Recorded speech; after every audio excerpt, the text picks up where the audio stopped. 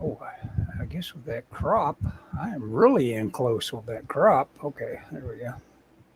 Yeah, well, we're live, Scott. Sorry, I started Oh, that's okay. noticing things about how I've got my presentation here, and And then your next thing you know, you've I'm forgotten live. all about me. Performance art. Live Uh, without a net. yeah, Oh, exactly. That'll be the sorry. name of next week's. My you called at the perfect time. I was talking to my uncle. One of my uncles passed away a few months ago, and his he was cremated, and his service is Saturday, and I've been asked if I'd speak. Ah, And my uncle was like, he's gonna do music. Him and my cousin, and so he was like, "How are we gonna do this?"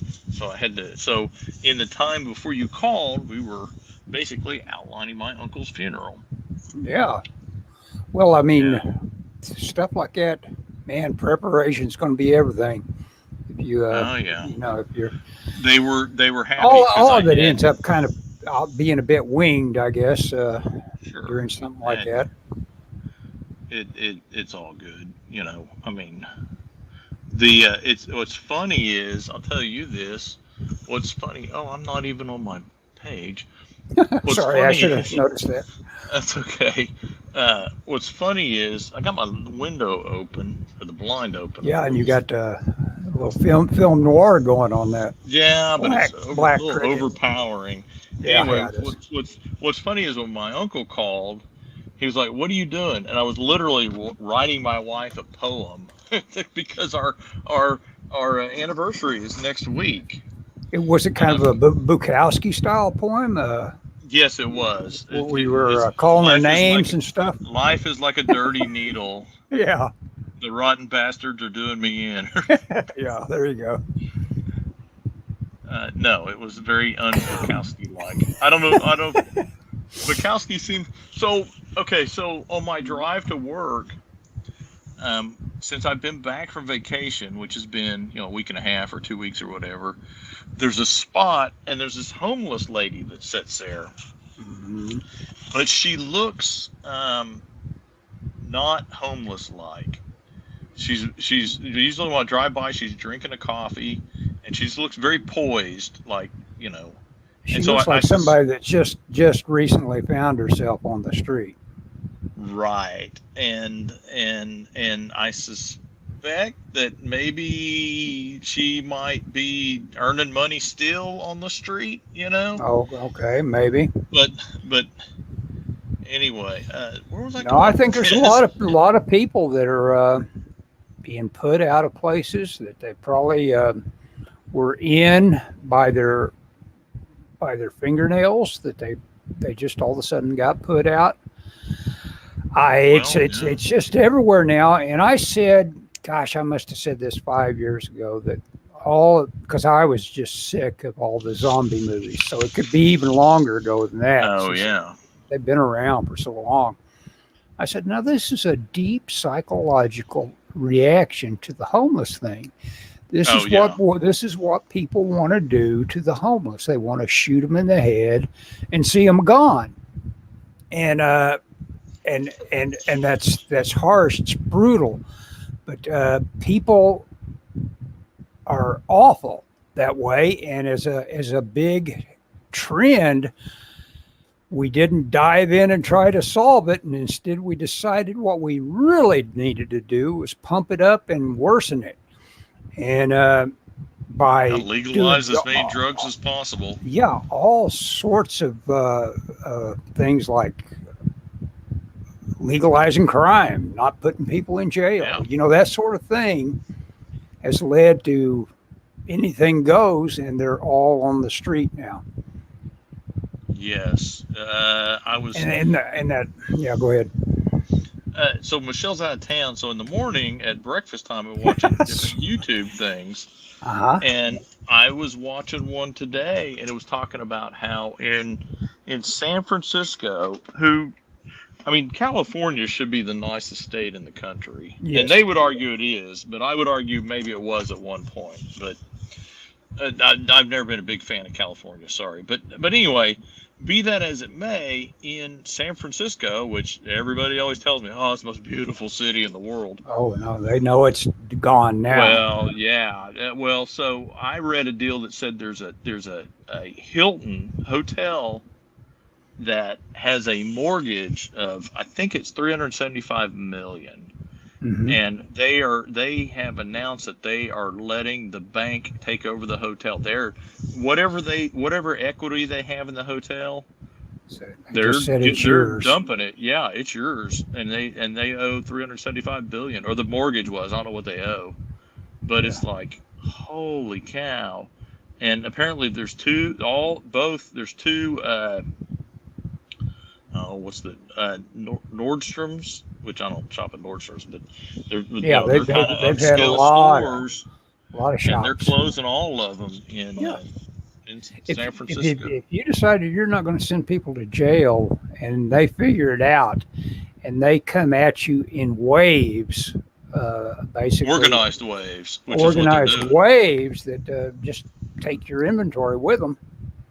You know, that's Yeah. you've either got to step up and say, I'm going to lawyer up here and we'll see what happens about shooting some of you as you come over the threshold, and we'll see if that puts it into it. You could try that, which would be the Korean shop way. Yeah. And I'd be all for it, if they wanted to give that a shot.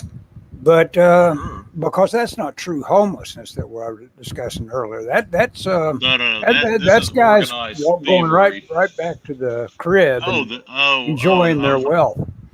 Yeah, well, I was watching a thing about it, and it was saying that they're now saying that a lot of these crimes, like where people just swarm these, it's organized. Yeah, it's almost like gypsies, basically. What you ordinarily associate with a gypsy takeover of a retail establishment. I wouldn't be surprised. There's a TV show called Animal Kingdom, maybe, and it's about a family that basically does that. They just they steal everything and they'll steal, they'll knock off trucks with power. It's like The Sopranos, basically, but it's a family.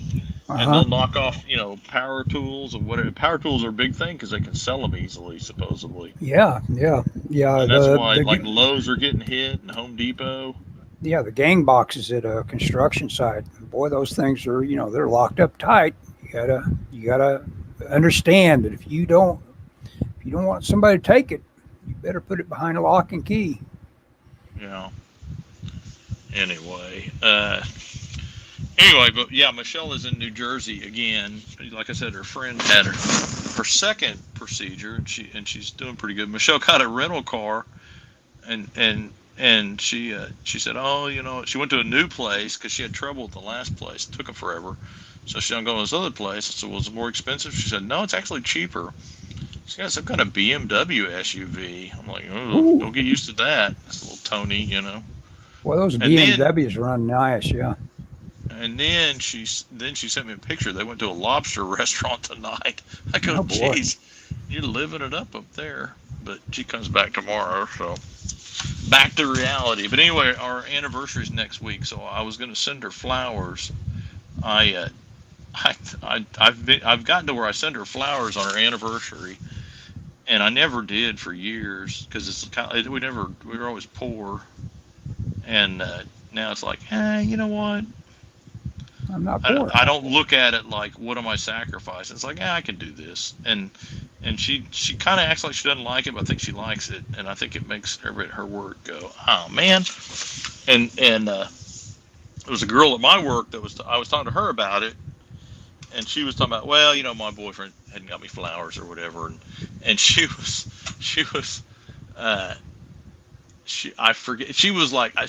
me she didn't care. Well, when we were in New York, I was walking around and I bought Michelle flowers while she was in class, and then when she came back to the hotel room, there were flowers there, and she was like, and so I showed the girl. I took a picture when we left because Michelle didn't bring them home. They've been there for a while at this point, and the girl told me, I wish my boyfriend would give me flowers. And I said, well, you told me you didn't want him to. And she goes, I was lying. Yeah, there you go. Like, well, that was my truth then. Yeah, that was my truth then, yes. And you know, William says I won't be creepy like last week. I don't remember him thank even you. being on. Yeah, exactly. He was a stalker. Yeah, there wasn't anybody here. No one was here. Anyway, so, yeah, Michelle is up there in New Jersey, and she's in Ocean Grove, which is a real, you know, her friend has a place up there, and it's like, man, I wouldn't, you know, I've always said, oh, I'd like to retire to Florida, but Ocean Grove is pretty nice. And, you know, I was thinking about it, and, man, you know, you hit the train, and $23 and about an hour and a half, and you're in Manhattan, dude. Yeah, well, that's the deal. Yeah, that's the whole appeal of Mad Men was his commute to his one of his lives. Yeah. Mm. Yeah. It is. I mean, I wouldn't want to do that every day. It would add up. Yeah. Oh no. No. Time-wise, it'd just be nice to know that Manhattan was a quick swoop in and out. Yeah, you bet. Well, so the town that she lives in, or the townhouse, the condo she lives in, she doesn't have a garage, and there's not a parking lot. So she doesn't have a car. Well, she didn't have a car in Manhattan, but she's got a bike, and like there's a place you can park your bike in the basement. And I was like, well, you know, if I lived here, I'd buy me one of them cheap Chinese scooters, ride that around. You know, yeah. It's better than a bike, and you could get anywhere you need to get within reason. And you could keep it in the bike place in the basement. Mm-hmm. And you know, if somebody steals it, you're out $800, you know, or whatever. But I wonder how much one of those little electric scooters cost that everybody rents. You know, for those? I don't know. I've thought about there's all kinds of little electric scooters like that. I thought about looking into it, but my thing is always, I don't want to deal with it when I get to where I'm going. Mm-hmm. Right. Where do you ditch it at? Yeah. With the understanding it's going to go. Yes, it's going to become somebody else's possession the moment you leave it untended. If you could, well, that's why I always say I wish I'd learned to ride a skateboard when I was a kid, mm-hmm. because to me that's like, you know, you can ride it, and then if you get tired of riding it, you can carry it. It's not too cumbersome. And you can even if you get the right kind of backpack, you can kind of strap it to your backpack. Yeah. Uh-huh. You know. But anyway. Yeah. But there are things like that. Mm-hmm. You know, that you could. I saw a guy using what looked like a revamp of a Segway that was just wheels between his feet. And I wonder if they've come out with a new one that is just maybe a little more challenging to stay. But I think it uses the same technology, that balance technology. Mm-hmm. You know, but I don't think Segway makes them. But yeah, I know exactly what you're talking about. You've seen it, like the one wheel or something like that. Well, now the one wheel's different. That puts you in skateboard posture. This thing was wheels side by side. That I saw this guy with his feet between. Oh no! The thing I'm talking about is this. It looks like a board with a wheel in the middle. Yeah, of it. Yeah. I've seen those too, and those are supposedly notoriously good for, you know, really, eating it. When you oh really? Yeah, you can fall off those pretty easy apparently, and they've got some good wipeout reels of those people. Oh yeah. There's an off chance I may get a phone call I have to answer too. Okay, that's all right. FYI, so my boss, I left work early to go to the eye doctor, and my boss called or texted me while I was fixing supper, and. He texted me like, oh, the guy in our Princeton plant is going to contact you about something or another. Okay. And I'm like, okay, great. I love work following me home. Well, here's the thing. If I have to take a phone call, I am going to clock in. I may not clock in when I'm talking to him, but when I hang up, I'm going to clock in for however long that phone call was. Because they're going to pay me. I mean, I'm not, you know. And if my boss says anything, I'd be like, well, don't have him call me at home. Yeah, don't give my cell numbers, my cell phone, not the company's. Yeah. You know, I mean, you know, I have one, but I mean, I don't have to have one. And you know, but I mean, I don't mind talking to him, but But if I'm going to talk to them, they're going to pay me. I mean, Sure. I'm not salary, or they can make me salary and bump my pay up about 30 grand a year. Oh yeah, yeah. I never think about that. You're always saying the words clock in and all that, and I always just assume you're more like a salary guy, but you aren't. No, I am You're 100% working on the hour, hourly. which is it seems like to me you've got some kind of good advantages from that. I mean, I do. You I get can some leave when I really want. good time out. Yeah, time Oh, time well, free.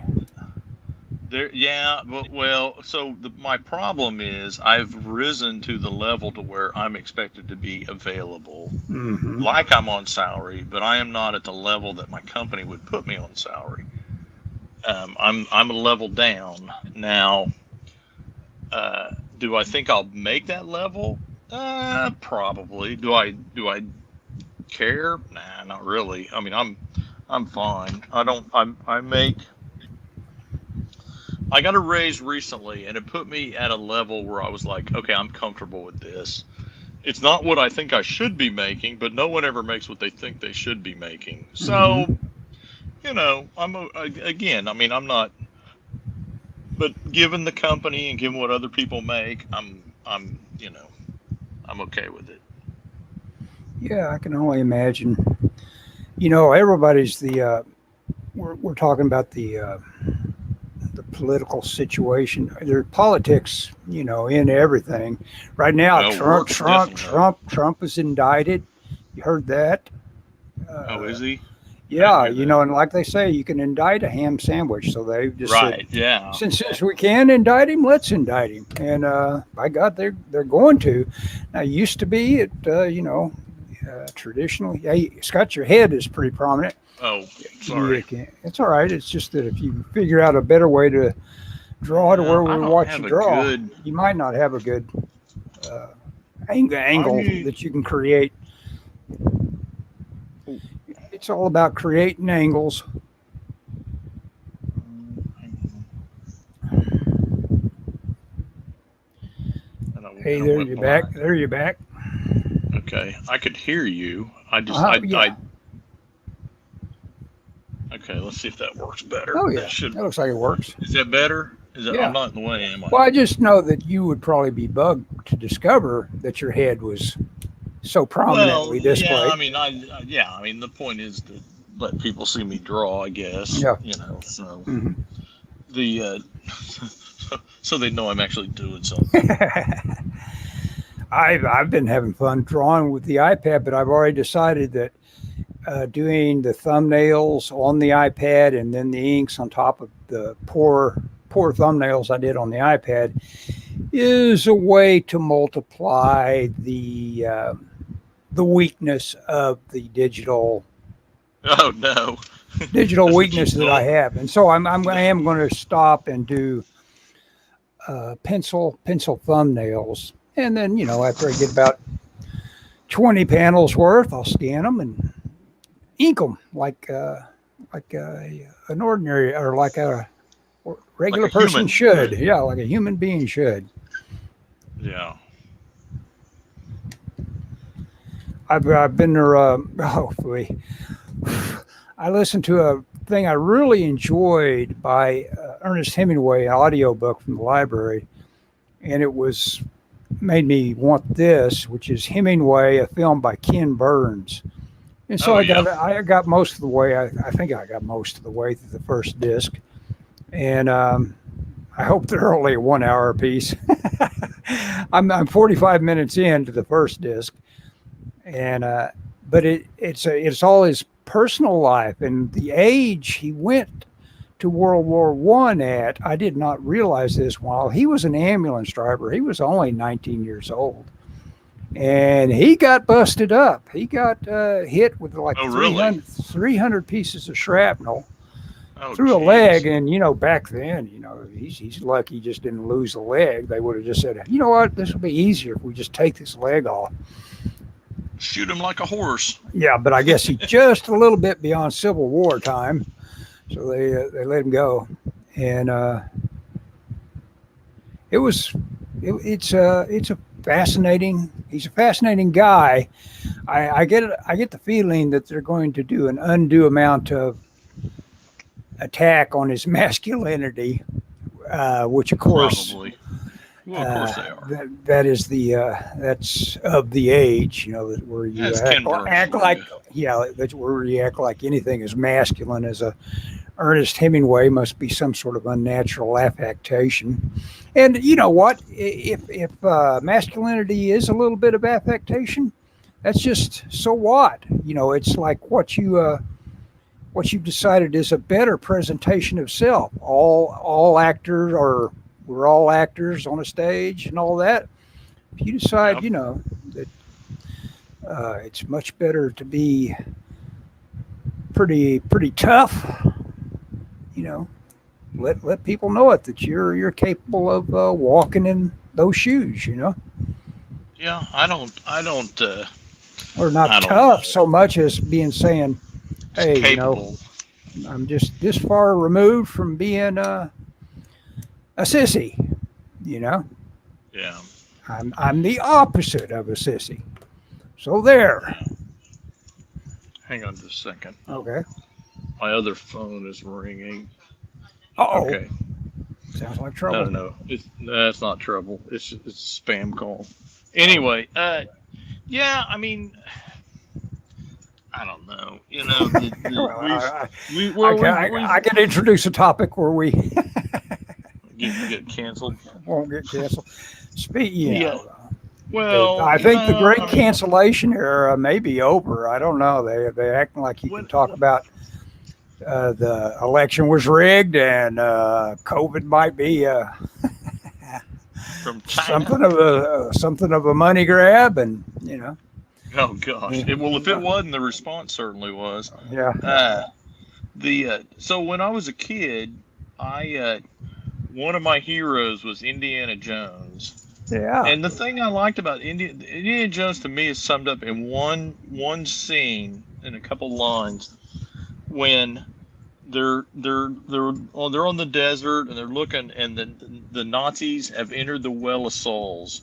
Uh-huh. And he goes up and he looks, and the Nazis are all there and they're digging, and Marion looks at him and she goes, what's your plan, Indy? And he goes, I don't know, I'm making it up as I go along. Uh-huh. And to me, that as a kid, that was like, that's the guy I want to be.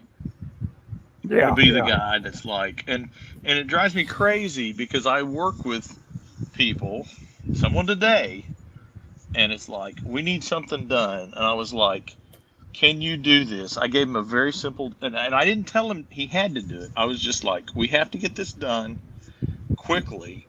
When can you have it done? And he couldn't give me a straight answer. And I was like, I'm fine with it'll be tomorrow. But they were asking me, when can we get this done? I was supposed to tell them, when can we get this done? And he kind of, when it gets done, it gets done. Well, that's bullcrap. And I complained to one of his coworkers. I said, look, you're going to go far because you work with him and you're not like that. I mean, I'm literally the guy that determines how much money he makes when he gets a raise. And he's like, and he can't give me a straight answer. Kind of gives me this mealy mouth. Well, it'll get done. I mean, and I was like, today, tomorrow, just let me know. I got to tell them, when. Yeah. Well, yeah. I mean, if somebody's got ready to light you up for not knowing, you gotta get something. Well, we have to make a plan, and all I wanted was, and even if he told me, Scott, even if he told me I absolutely can't get it today, but I can get it tomorrow, that'd been perfect. It wouldn't have bugged me a bit. If he just said, he could have even said, you know what, I think I can get it today. Might not happen, but I'm going to try my best. Mm-hmm. But just kind of when I get it, I get it. It's like, I want to strangle you, because I'm not that way, and that drives me crazy. Because it's like, man, be somebody that people can depend on, and tell me. I mean, I was very clear. If you can't get today, you can't get today, but just let me know. Mm-hmm. Well, And everyone in the audience is like, I'm glad I don't work for Scott. Well, I mean, I'm, you know. Well, no, I mean that is the that thing where nobody usually steps up if you offer a responsibility like what you're talking about, what you're having to deal with. It's like Yeah, because nobody wants to. No, they don't want to do what they're supposed to do, much less what I'm supposed to do, Yeah, or additional. You know, but hey, whatever. I mean, but the flip side is, I get. And then, of course, the deal is that in a lot of cases, supervisors I have had that I didn't like much, man, they're all over it. I mean, they become the political animal you wish. But you know what? Maybe that's part of life. That's part of life. The guys that can do it, are naturally going to say, "Yeah, I can do that." Someone at work who's very high up told me the other day, because I was talking about some issues with them, and they told me, you're one of the best supervisors we have. And I go, I don't know about that. And they were like, oh no, it's absolutely true. And I go, well, yeah, if you're halfway, I mean, compared to, just because I care, I care about it, and I'm tenacious, and I don't care if there's something I need to get done. If I have to, I don't care if I'll call people I don't know. I will go in a room and talk to people and tell them, look, here's what I need from you. And no one ever tells me, why am I doing this for you? Because it's like, okay, here's what I need you to do. I need you to do this, and this, And the thing is like, I have people that work under me that I'm their supervisor, but I really can't make them do anything. And that's the way you can't make anybody do anything, really. You just have to kind of just. Yeah. And of course that's the people that's the people where you really get a lot of conflict with. You probably not having a real whip hand over people probably keeps you from being despised anyway. Probably everybody knows, well, Scott can't do anything to me or whatever. Oh, I don't know. I've had a few. Well, they know that you can pass along if somebody's not doing a great job. Yeah. Oh, sure. I mean, everybody knows we're kind of shorthanded and we need people, but they also know. I mean, I've been very clear. Like, hey, you know what? I approve all of your raises. I mean, I told somebody last time that I gave out raises that they got a better raise because I thought they had a good attitude. Yeah, there you go. Yep. Penmanship. Yeah, your penmanship is excellent. I saw that Kindle Direct Publishing, on-demand publishing, they wanted to inform us that prices are going up if you want your paperbacks and all that. So that's going up and taking money away from creators, I guess. I don't know if it is or not. Oh, yeah. Well, so the thing I discovered today, Adobe Photoshop has a AI art component now. Oh, my gosh. It's everywhere. I'm watching people, these YouTube videos. The Photoshop thing is ridiculous, Ellis. Yeah. You can... So... I took a photo from vacation, and it was of our hotel room. And Michelle, it was a panoramic picture, so it was kind of distorted. Mm-hmm. Michelle was in the picture, and she happened to be where some of the pictures aligned, and it made her look real distorted. I could draw a box around her, and I don't mean an outline, a type box. I draw a box around her and hit a button, and it would remove her from the picture perfectly. Oh my gosh! I mean, and it did, and the fill was just perfect, huh? Oh yeah. Well, it gave me multiple choices for the background, like where she was standing, and what it filled it in with. Oh, I took a picture of New York City out the window of her, and I extended it. I made it 3 times as wide, and I selected that and hit a button, and it filled in the background with what it extrapolated that the background would look like based off the photo. Amazing. And then I put in a box and I put giant robot, and it gave me. I had it scroll through giant robots until it made what I thought was a cool looking robot, and Showed it you. fitted in between the buildings like it was walking around in New York City. And then I selected the background, which I should have done this first. Selected the background and said, thunderstorm, and it made a thunder, like it was thunder. It was that one of the rainy pictures I took. Uh-huh. And it was thundering out, and it made it look like it was walking through a storm. It was really cool. And I was like, oh my gosh. I'm telling you, man, the guys and girls who are doing like editorial art, editorial illustrations, or like, hey, hire me to do the cover for your Kindle book.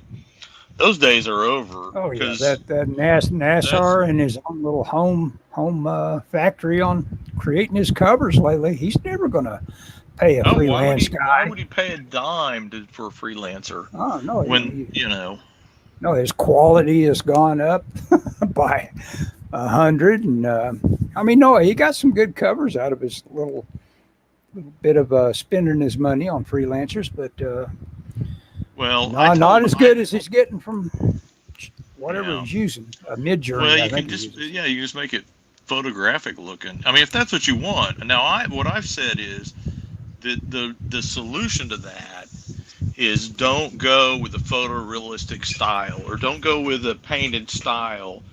Don't do like, you see like a lot of people get real popular doing like, they do like manga stuff where it's real airbrushy. The more drawn your style is, the more hand looking it is, I think the better off you'll be. I instantly react to over rendered comics of saying, well, that's not a comic book. I want to.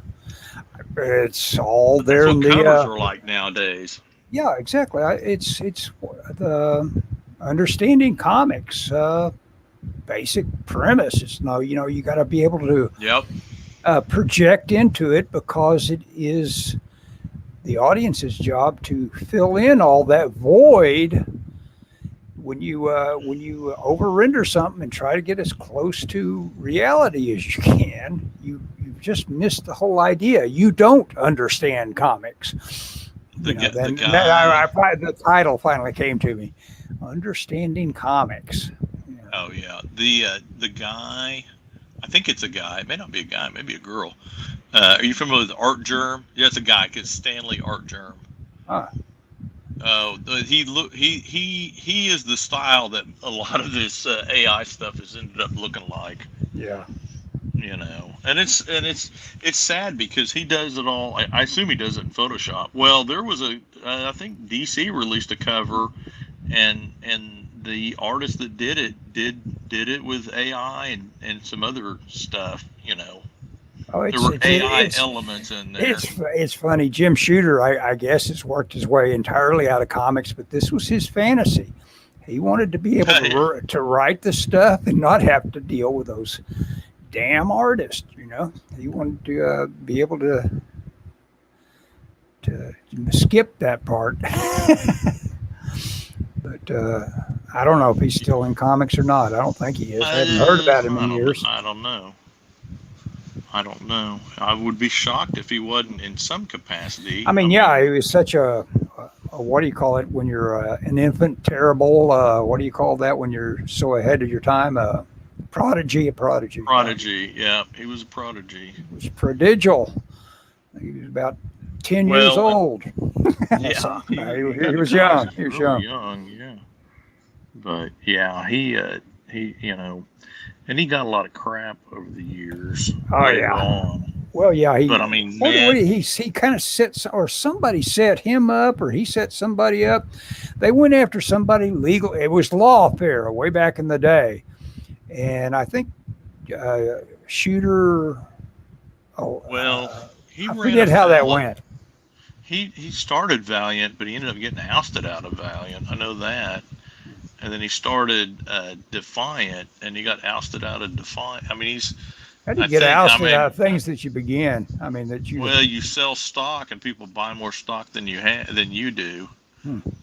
And then all of a sudden, even though you started it, that's the problem, is all these people start stuff and then they immediately go for venture capital funds, you know, Yeah, or I mean, whatever. They go, it's like, you have in your mind how relationships are going behind closed doors and all that, and it's like a Tucker Carlson and Fox.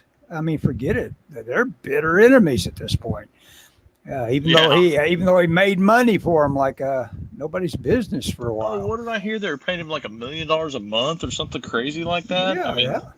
But he was bringing in the numbers. I mean, you get paid when you Yep. deliver. Yep. And that guy, Project Veritas, you could say the whole thing was built on his whole body of work. And boy, they hate each other. And it's all due to the fact that this lawfare and, like you say, the corporate savvy of the lefties is such that you just can't hope to not get corrupted. They infiltrate all the HR departments. Mm-hmm. Yeah, exactly. That's where they go. That's exactly where they go straight to. HR is always going to be, just by its nature, it's going to be like, well, we need somebody that's going to be for everybody. And moments just say that.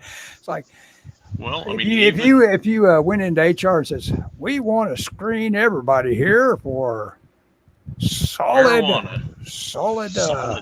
bowel movements. Yeah, or no, solid maturity and all that. Oh yeah. Get rid of everybody that's the least bit of a sniveler or whatever. It's like, no, HR is not going to be like that ever again, if it ever was. Yeah. Well, the HR people in my department, or the HR people in my company, I get along with pretty good, which is good. Yeah, you don't want to be at war with something important as that. No. Trust me, I'm pretty. Or at least I think. Of course, probably everybody thinks this, but I think I'm pretty savvy at office politics. I never was. I was just way too in my own little shell to be into office politics. Well, it's funny you say that, because I was talking to one of my employees the other day who has an opportunity to kind of do some different stuff. And I told him, I said, look, it will be good for your career to do this. I said, you don't have to do it.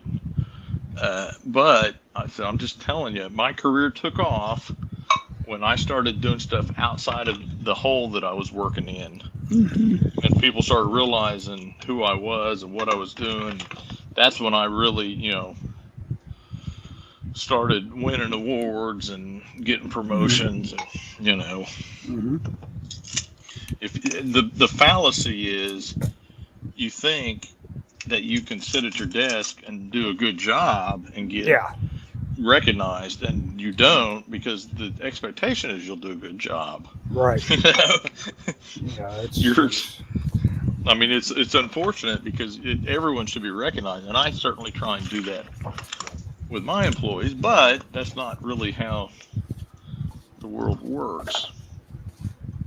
Hey, I'm going to grab the last little bit of my coffee. I'm hearing you do all these things. What I'm doing. What are you pouring? I didn't say anything. I wandered downstairs and I'm getting coffee. Okay, well, that's pretty cool that you can just wander off and still talk on it.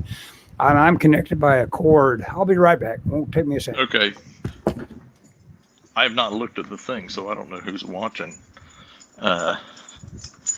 Anyway, if you've missed the first part of this, my wife is currently in New Jersey, Ocean Grove, New Jersey, because a friend of ours had heart surgery. She had a stent put in. She actually had a stent put in a few weeks ago, and then Michelle and I went up there on vacation, and then we came back last week, and Michelle went up for our friend's second procedure, and Michelle will be back tomorrow. Oh, That's crap. probably that's looking good. What's he got going on? Emanating out of him or going into him? He's got stuff That's going a into that's a him, or that's a that's a it's a board. It's a okay? board. Oh, cool. So Oh, he's saving he's somebody. picking. He's lift. Yeah, it's very. I don't know if Dan's on, but it's very Spider-Man, whatever it is, where he lifts the. Yeah, the It's like heavy thing. yeah. I mean, it's not quite that drawn out, but it's like I gotta lift Mhm. this. He's trying to rescue the guy. Yeah. Hmm. So that's what's going on there. Sorry, I got a dog in my lap. That's okay. So I can put the dog on the camera. I don't think she'll go for this. It's a she, yeah. It's a she. I could roll her over and show you, but I think you trust me. I'll trust you. Yeah, That's her hair, not mine. She's a cutie. She is. Is she at all like Peaches in terms of like going nuts when someone comes to the door? Yes. Oh, she is. Like, Okay. She is like that. She not quite as bad, but she is excited when people come over. She goes crazy. She's more demonstrative than Peaches. She'll bark a lot. Oh boy. She kind of runs around. More than Peaches. Okay. Yeah. But she's a lap dog. She jumps. Like she's in my lap right now. She jumped in my lap. Peaches could not jump up this high. And she'll jump on the back of the couch from the ground, and she'll jump. I mean, she's a jumper. Mm-hmm. She's a pretty good dog, though. I like her. She's not quite as affectionate as Peaches. I think Michelle misses that. Mm-hmm. You know, but I think that's one of the things that can get kind of tiring about a pet. It's like saying, "You haven't petted me in 2 seconds." well, she like right now she's in my lap. Well, she hasn't been in my lap all week. You know, when Michelle's been gone, she's just kind of been chilled out. So, you know, I'm okay with that. Mm-hmm. But she's bad about it. She'll sneak up behind you, just jump in your lap. You know, it's like, whoa, hang on, let me grab you. Let me at least help you. You know. No, I can do it myself. Exactly, but she's a pretty good. I like her. She's fun. She'll growl a lot. If you pet her, she likes to play kind of rough, and she'll like start biting at you and stuff. Uh-huh. But she just nibbles. Peaches would bite. She doesn't bite. She's more of a nibbler. In class, they said she mouse. That's how they referred to that, as mouse.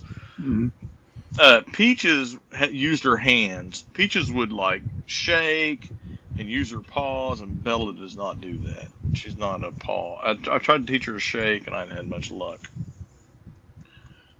She needs a treat. That's what she needs. Yeah, that's probably what she's angling for. You want a treat? You want a treat? Okay, I'm gonna go back downstairs and give her a treat. She Come on, knows let's that go word, get a treat. Well, you want a snack? Oh, there she knows snack. Let's go get a snack. Come on. Says, my God, man, speak English. Yeah. Yes. What am I getting exactly? Yeah. It's not a snack. And she launches herself from the back. Oh, she knows. She sat on her bed. She understands what's happening. Oh, she's excited. Okay, Bella, she's already sitting. Now, if we had footage of this would automatically mean our audience would go up. I know. Exponentially, you know, I left the cute phone animals. upstairs. We shake. That's not really a shake. Okay, that's a good girl. Yeah, she'll stay down here, I think, for a little bit since she's eating. Yeah, she's a pretty good dog. I mean, you know, Michelle is still pretty broken up about Peaches. Oh yeah, sure. I mean, no, you can't think about an tough, animal man. and not having it anymore. I actually have thought about Honey, my cat I had for ages in SoCal, the other day, and Honey wasn't particularly, she didn't give it all back in a lot of ways. She's one of the least demonstrative. Cats never do. Yeah. Cats never do. Not really a cat. But person. you know, you get attached to them. Oh God, yeah. Yeah. Oh, Doug has got he's branched out. He's not just political anymore on his YouTube. He has a little. It makes me laugh because he used to always be pretty disdainful of little mini flash animation type of things, because they were so far removed from anything that an animator with ambition to do great animation would think was worth his while. Just moving mouths is all that flash animation fairly often amounts to. Right. But he's got something that amounts to very much like that sort of animation. They're probably just doing it with Photoshop, I bet. And it's called Burkle and Spray, and it's two cats, with two distinct. Oh no, it's a cat and a dog. I forgot. And they're basically a couple of little tubular shapes, so that's why I thought, didn't think of them one as a cat or one of them as a dog. That would basically just be Ren and Stimpy all over, wouldn't it? Ren and Stimpy. Yeah. It's Burkle and Spray, and of course they've got their little personalities, and Spray is always going to be on Burkle's nerves. It's also basically Bert and Ernie, Oh yeah. So it's pretty funny. They only last a minute, and it's definitely Doug's humor, and I enjoy watching them. I think it's great that he's got some little team out there, reacting to a voice file and coughing up a cartoon. It's pretty cool. I'm sure he contributes character design and storyboards and all sorts of stuff. Well, Mario that I work with, he was doing some flash animation, and he's always talking about doing it again. And then when I'm like, "What'd you do last night?" he never says, "Oh, I did some animation." Mm-hmm. Well, yeah. Now, of course,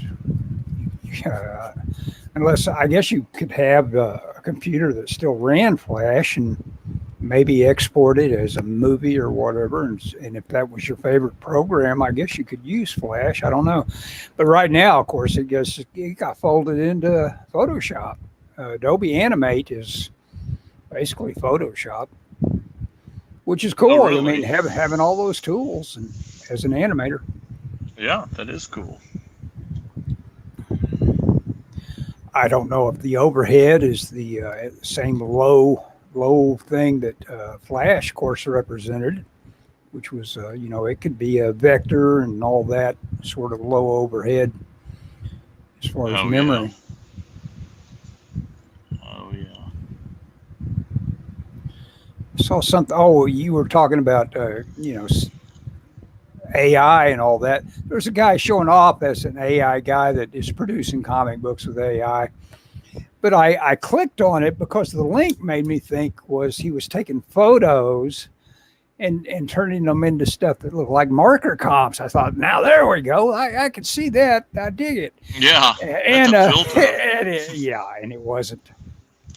It was the exact opposite. He was taking marker comps and turning them into those real super elaborate, realistic stuff. I'll have to send you the link. The guy has it's the brand new thing, and he's just crazy about it. The prompts are real easy and all that, and he's just going to town with it. And it's like, oh wow, cool.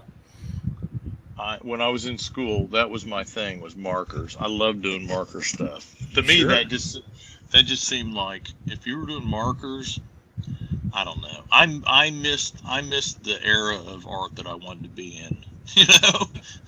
Yeah. Well. Yeah. Almost missed it. I guess I kind of got the tail of it, but I mean, everything had to be hand built. Yeah, you bet. Yeah, and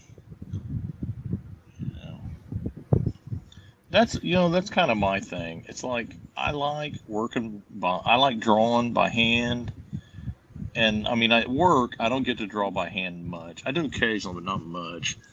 And so, people are always like, you need to buy this or get this, or Yeah, I'll even tell you. you Yeah, told yeah, me, oh me. man, why don't you get an iPad Pro? It's like, I don't want an iPad Pro. Yep. Yeah, just because I can buy one, just because I can afford Just it. because I can buy one doesn't mean I want one. Mm-hmm. Yeah, which, excuse me. Well, here's the thing.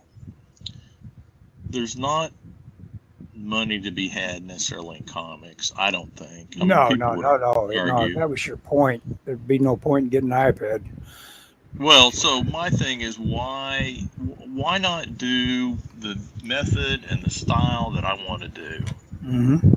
I mean, everyone's like, "Oh, I want to draw a kid's book." Well, it's not that and some people are. I'm not, but the people that I know that talk about doing a kid's book, they do it because they think they can make money at it. Mm-hmm. Yeah. Well, I don't want to do a kid's book, and so it's like, well, I'm not doing a kid's book. I don't know. I'm gonna draw. Here's the thing. I'm gonna draw my comic, or Dan's comic. I'm gonna draw Dan's comic. I'm gonna hope it goes well. I'm gonna draw Dan's comic as long as Dan lets me. And if it goes on forever, I'll keep drawing it, or until Dan gets tired of me. But Well, when are you guys going to? When is that going to get pitched? I don't know. That's kind of in Dan's hands. I don't know that I haven't seen any ink, so I don't know if the origin story's been inked yet or not. Mm-hmm. But I understood that when I put the origin together, Dan was going to try and start pitching it around. But I don't know that for a fact. What are you reading right now? You always have to read. Sometimes you have to read stuff you don't want to read to be prepped for your show with. Yeah. I'm glad you asked. I'm glad you asked that. Okay. Not because of that, because I'm going to recommend the TV show to you. Okay. Go ahead. You have Prime, right? Right. Yes, I do. There's a PBS miniseries. It's 3 episodes. It's 3 hours long. It's a documentary. It's called. The title is Superheroes, and then it's got a subtitle. But if you search for superheroes, it should show up. It's on Amazon Prime. It's kind of went off and on a Prime a little bit, but I saw it was on Prime the other day, so I watched it, and it is great. And it tells the history of superhero comic books, going from the Golden Age until pretty much like the Joe Quesada era of comics. Huh. And it's done really well, huh? I think it's done really well, and it's broken up. It's like Golden Age to like mid 50s, and then there's kind of the Silver Age, and then the modern era. Huh. Well, yeah, I've been watching some YouTubers that are really, really good at scrapping together a bunch of cool history lessons in comics. I really enjoy those. There's somebody I watch that he'll go through. It'll be like, here's the history of MODOK, and he'll do 45 minutes on MODOK or whatever. Some of that I like. I watched one about Guardians of the Galaxy the other day. I tell you, something I watched on YouTube that I liked it was the history of computer graphics. That was pretty good because I was there I used a Macintosh in 88. Oh yeah. Well, then we track exactly the same then, because I was there when it started to got to use them as for word slides. Yeah. Oh really? That was the big thing. At the Top Gun. Yeah, at the Top Gun job. Yeah. I used them for a newspaper. I worked at a newspaper. We did advertising, and we would do that. We would get in the computer and play out all the we basically used it as a glorified typography thing, and then we would design computer graphics to go in the thing, and then occasionally we'd do a spot illustration. I did a spot illustration of Santa Claus one time. Were your computer graphics typically just the idea of a gradient? Because that's what I remember using. No, they were. I thought that was so cool, being able to say, "Okay, go from orange to blue." Well, there was all black and white. Oh, Okay. you know what? I'm sorry. The video was the history of clip art. That's what it was. Oh, But it that's rolled interesting. into computer graphics because and it goes back to clip art. Like when I worked at the newspaper, we had a service. We get Yes. clip art for the Big, big, big old folders of. oh, and when the paper shut down, the guy gave me all his books, and at one point I pitched him. I wish I still had it Oh because it's my all that gosh! line All art that of. clean line art of And I love people. that. I wish I could draw in that style. I need to. I I have the famous artist school where it teaches you how to draw kind of in that style. And to me, that's like the perfect comic book style, that Yeah, yeah. illustration art, but you know, No, that was the goal, is to be clean and direct and a great read, and yeah, a little bit of line weight, yeah, yeah. little bit of cross hat, not cross hatching, a little hatching, Hmm. you know. Yeah, and of course, super printable, Yes. made for print. Yeah. So, I mean, that's when I draw, that's the kind of thing I try and think about. So, you ask what I'm reading? Here's what I'm reading right now. Let's see it. It's Dying Earth, Jack Jack Jack Vance. Vance. Have you read any? Are you familiar with Jack Vance? Well, I think he was one of the guys that helped out putting out Conan product for a while, right? I mean, He could have been. He could have been. He would have been he's been around a older. while, if that's the case. Well, he's passed away, but yeah, Okay. there are stories in here, I think from the 50s to 2000. This is so the Dying Earth it's a fantasy, but it's it is from the 50s to the 90s, sorry. But the Dying Earth is like it's the future, and the sun is going out, and all the mountains are down, have been basically eroded down to hills, and it's very Sounds like bleak. Nightland. It's very bleak, but there is, it's fantasy. There's all kinds of weird creatures, and That's there's weird. magic, but it's not a high fantasy like Tolkien. It's definitely its own kind of thing. Anyway, but Dungeons and Dragons was influenced a lot by it, and the magic system in Dungeons and Dragons was influenced by the magic in the Jack Vance Dying Earth books. Huh. So Dying Earth. Well, I wonder how much. I don't know. Do you know about Nightland? The William Hope Hodgson's. I guess it's considered fairly important as weird fiction. I'm not familiar with it. Yeah, it's about the sun is basically gone out. I think entirely, and it's just this dark land that the only reason they have any light at all, it's volcanic activity on the planet. Oh, geez. But the gimmick is not that it's like a guy has time traveled in his mind. He's this guy that's had a great love in his life and lost it tragically, for whatever reason.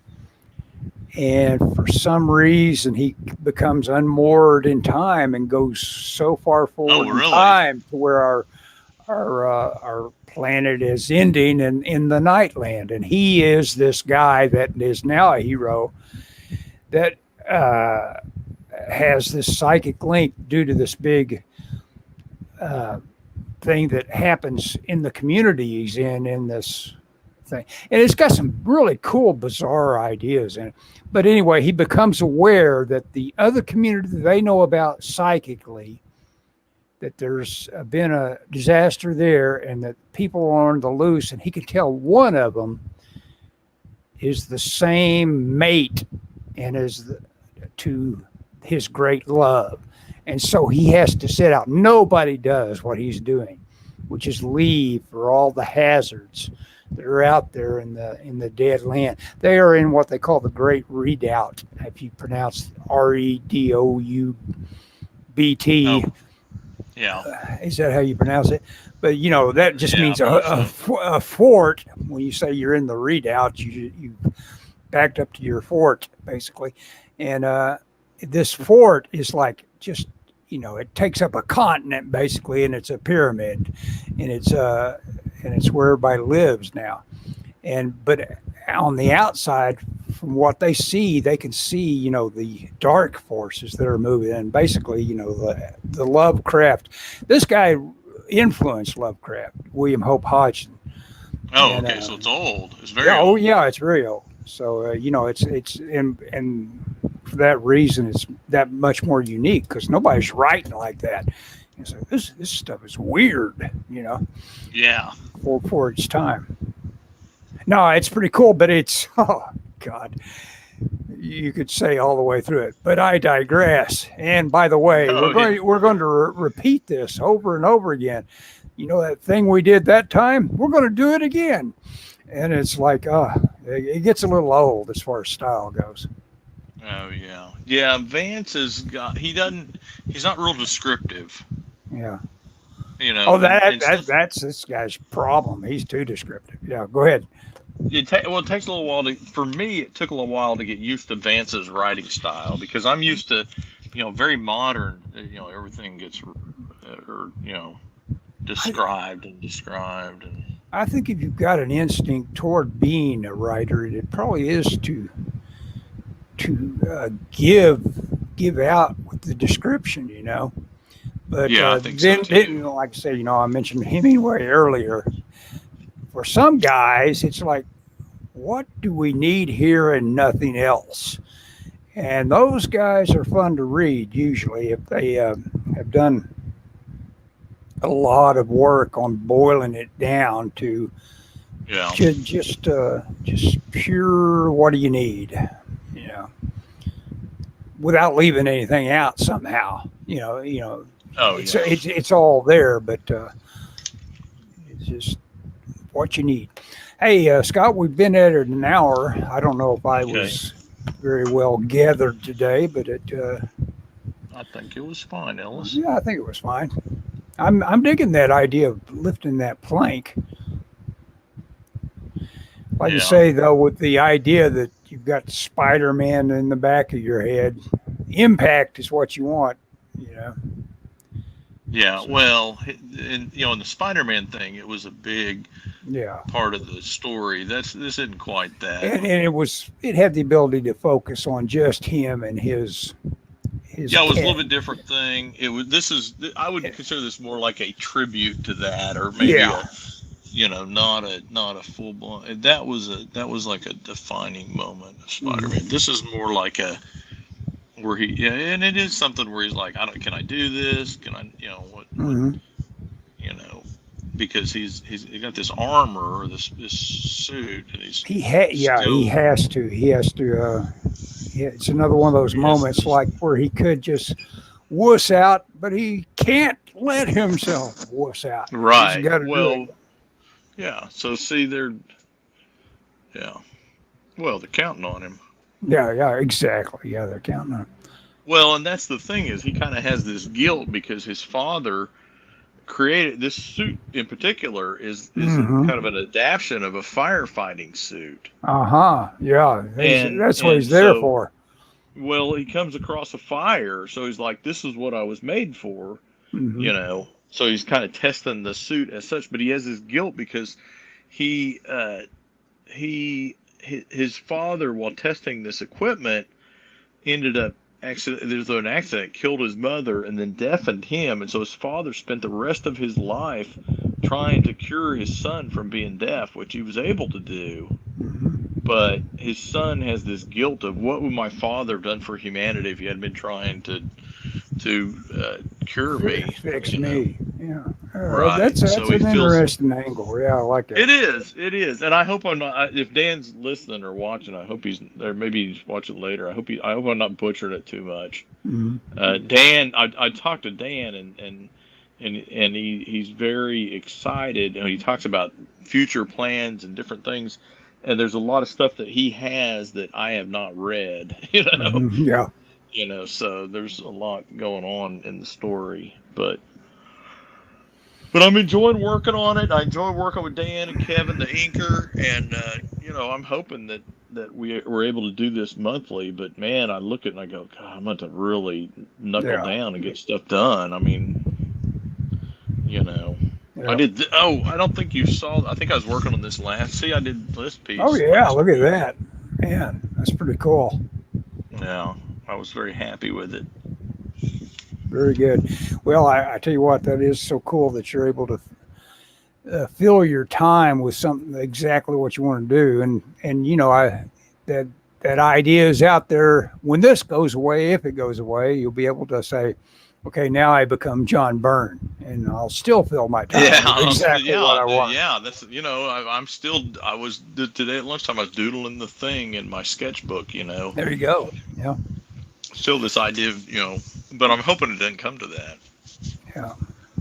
Well, okay, Scott. I guess we'll unless you got some any other. Nope.